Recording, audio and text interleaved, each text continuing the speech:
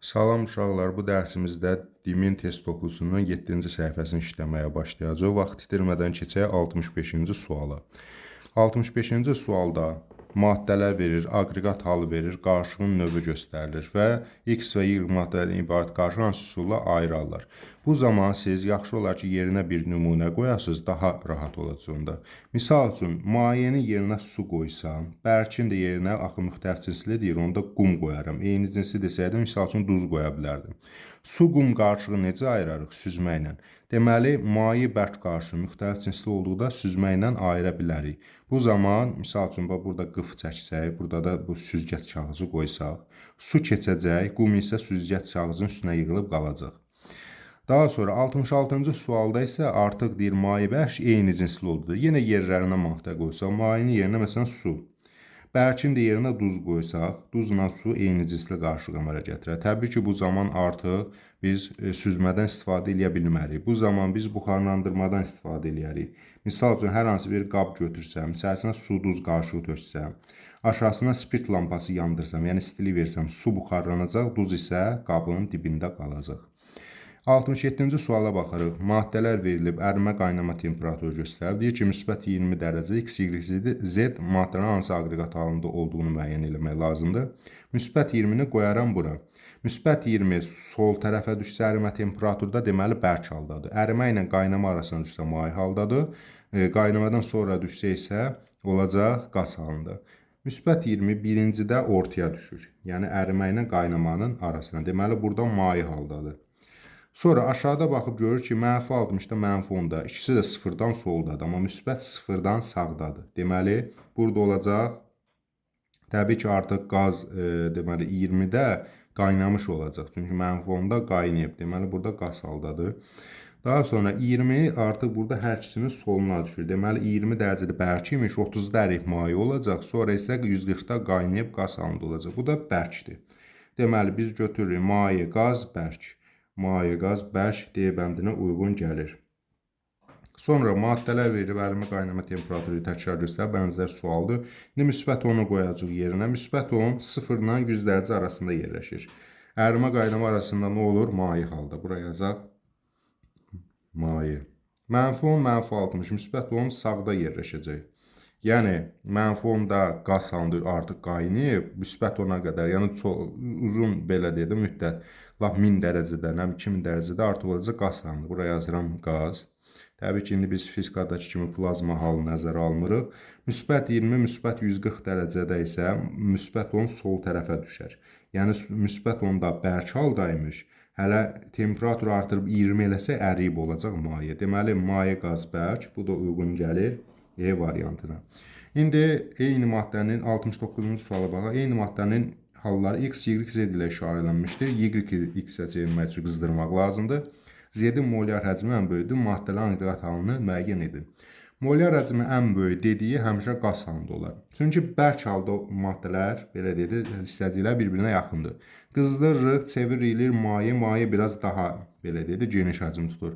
Onu da qızdırırıq, daha geniş qaz halı, məsələn, daha geniş həcm. Məsələn, bir vedrə suyu qızdırsa, tutaq ki, bir otaqdan da çox, belə deyək də, bir havanı, bir məkanı tuta bilər. Yəni, ən böyük molyar həcm qaz halda olur.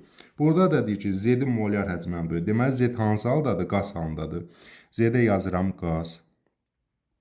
Daha sonra deyir ki, Y-X-ə çevirmək üçün qızdırmaq lazım. Deməli, Y bərk imiş ki, onu qızdıranda X-a çevrilir, mayeyə çevrilib. Yəni, qızdırdıqca bərk çevrilir mayeyə, maye də çevrilir qaza. Deməli, Y bərkdir, X da qazdır. Y bərk, X da qazdır. İndi bunları uyğun yerinə qoyaq. Burada görürük ki, Y bərk, X deməli, qaz yox, maye, daha doğrusu maye, burada texnik səhv elədi. Y bərk, X maye, Z-də qaz, yəni molyar həcmi ən böyükdür. Deməli, bu da uyğun gəlir B variantına. Yəni, Y bərk halda olacaq, Y qızdıranda X-a, yəni maye halı çevriləcək, Z-də molyar həcmi ən böyükdür. 70-ci sualda eyni tip sualdır. Buna da baxaq. Deyir ki, eyni maddənin X, Y, Z-nə işarət Z-i Y-ə çevirmək üçün soyutmaq lazımdır. X-in molyar həcmi ən böyükdür. X-in molyar həcmi ən böyükdürsə, deməli, X qaz halındadır. Yəni, ya D-dir, ya E variantıdır. İndi baxıb görür ki, Z-i Y-ə çevirmək üçün soyutmaq lazım. Deməli, Z mayedir ki, onu soyudanda Y-ə, yəni bərkə çevrilir. O halda bizə bəlli olur ki, E variantıdır, Y bərk haldadır, Z maye, X qasandır. Beləliklə, X molar həcmdən böyüdür. Z-i Y-ə çevirmək üçün soyudurlar. Yəni, mayeni soyudub bərk halına. Misal suyu soyudub buz halına keçirdirlər. 70 də olacaq, 70 olacaq E variantı. İndi keçək 71-ci suala. X maddəsinin su ilə qarışımını distillə etməni, Y maddəsinin isə süzmə ilə ayrılır. X və Y maddələri üçün uyğun olanı müəyyən edin. X su ilə qarışığa distillə edilibsə, demək X maddəsi maye haldadır və eyni cinslidir. Maye eyni cinsli. Qısaca yazıram. Y maddəsi su ilə qarışıq süzməklə ayrılırsa, deməli bu bərk müxtəlif cinslidir. Bunları necə tapırıq? Misal üçün, su ilə spirt, deməli maye qarışıqdır, eyni cinslidir. Bunları biz distillə ilə ayırırıq. Və yaxud da ki, su ilə, misal üçün, qum bərkdir, su ilə bərk qarışıq haldadır və müxtəlif cinsli əmələ gətirib süzməklə ayrılır. İndi X, Y maddələri üçün uyğun olanları müəyyən edin.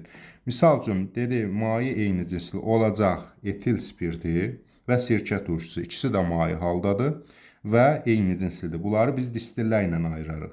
Deməli, 1, 4 olacaq deməli, X-ə, X maddəsinə uyğun gələcək. Y maddəsi isə qumda təbaşirdir. İkisi də bərk haldadır, ikisi də müxtəlif cinsli qarışıq əmələ gətirir və süzgəclə ayırarlar onu. Deməli, 2 ilə 3 də Y-ə uyğun gələcək. Bu da doğru cavab C bəndinə uyğun gəlir. 72-ci suala baxaq. Cisim, maddə, X və Y müəyyən edin. Çox asan sualdır. Biz baxıb görürük ki, masa cisimdir. Maddə olaraq da oksigen götürə bilər. Uşaqlar bəzən çaşırlar, nəyin nədən hazırlanması əsasında götürürlər. Yəni, məsəl üçün, tutaq ki, stəkan, şüşə. Amma hökmən deyil, hazırlandığı materialı burada versin. Yəni, burada bu sağ tərəfdə maddələr, sol tərəfdə cisimlər verməlidir. Eyni bənzər sual 73-də də elə o şəkildə verilib. Deməli, biz bilirik ki, hidrogen alüminium maddədir. Daha sonra burada cisim olaraq götürə bilərik partanı. Sağ tərəfdə isə Y maddə suyu götürə bilər. Masa burada cisimdir. Ora yazmaq olmaz. Deməli, C bəndinə uyğun gəlir. Parta cisim, maddə isə su. Deməli, 74-cü müxtəlif cinsli qarışıqlar müəyyən edin. Müxtəlif cinsli qarışıqlar burada olacaq qum, su qarışığı müxtəlif cinslidir və benzin su qarışığı müxtəlif cinslidir. Amma şəkərlə, duzla su eyni cinsli qarışıq əmələ gətirər. 2, 4 A variantına uyğun gəlir. 75-ci suala baxaq. Eyni cinsli qarışıqları müəyyən etmək tələb olunur.